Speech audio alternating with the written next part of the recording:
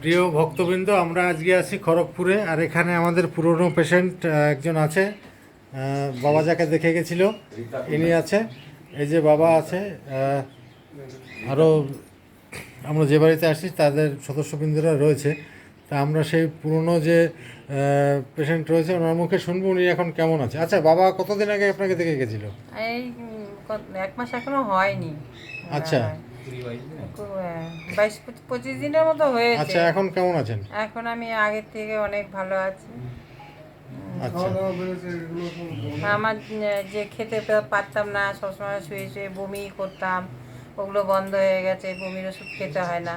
আচ্ছা আচ্ছা তারপরে এখন খিদে ছিল না একদম, এখন খেতে পারি আমি। তারপরে এখন গায়ের দুর্বল ভাবটা একদম অনেকটাই কেটে গেছে। হাঁটা চলাও করতে পারি, ঘরে কাজ করতে পারি টুকটুক করে। হ্যাঁ, এখন একটু কাজ টাজও করতে পারি। আচ্ছা আচ্ছা শুধু আচ্ছা, এনার হয়েছিল কি যেন? মাসির ক্যান্সার হয়েছিল। ও আচ্ছা আচ্ছা ডাক্তার তখন ফেরত দেওয়ার মতো। আচ্ছা তারপর বাবা এসে দেখেছে। আচ্ছা এখন মোটামুটি ঠাকুরের দয়ায় ভালোই আছে। আচ্ছা, আপনার কি নাম? আমার নাম অলকা কুণ্ডু। আচ্ছা, আমি মেদিনীপুরে থাকি। আমার বাড়ি মেদিনীপুরে। আর আজকে এটা আমরা কোথায় এসেছি? এটা খড়গপুরে এসছেন আমার বাড়ি, এটা আমার মাসির বাড়ি। আমার ঠাকুমাকে দেখতে।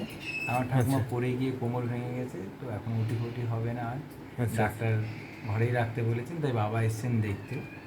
আচ্ছা 85 বছর হ্যাঁ, আমার ঠাকুমার 85 বছর বয়স। ও,